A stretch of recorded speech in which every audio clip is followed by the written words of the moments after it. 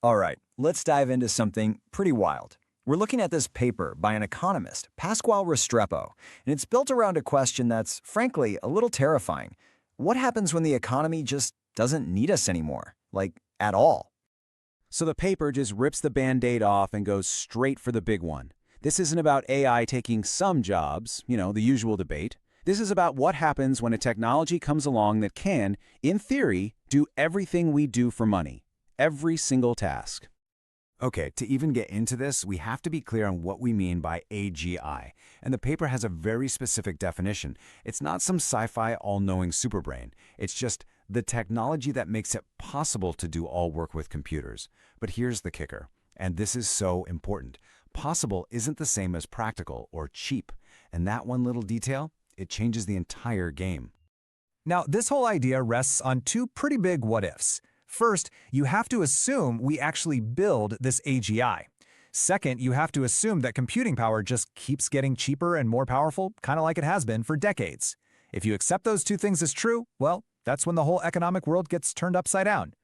So how does this actually happen? How does the economy completely rewire itself? Well, the paper gives us this really clever framework to think about it. It splits all human work into two buckets: bottleneck work and accessory work. Okay, so bottleneck work is exactly what it sounds like. It's the stuff that the economy absolutely needs to grow.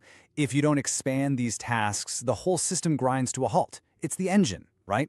Then you have accessory work. This stuff is nice to have, but it's not essential for growth. The economy can keep on growing, even if we never do any more of this kind of work. Let's make this real. Bottleneck work would be things like energy production, logistics, getting stuff from A to B, or even national security, mission-critical things. Accessory work, that's more like arts and crafts, hospitality, fine dining, and in a pretty funny little jab, the paper even includes academic economists in this category. All right, so once we have AGI and tons of computing power, what's the first domino to fall? The AGI goes straight for all that bottleneck work, the essential stuff, and automates it completely. And when that happens, the fundamental rules of how our economy grows just break. Think about how our economy works right now. It's basically a multiplication problem. You have people and you have machines.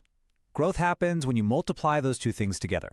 The more people you have, the more productive the machines are, and vice versa. They feed off each other. But in this new AGI world, the math totally changes. It's not multiplication anymore, it's addition. The new engine of growth is just compute, and human labor, we're just kind of tacked on at the end. We still add some value, but we're no longer part of that core growth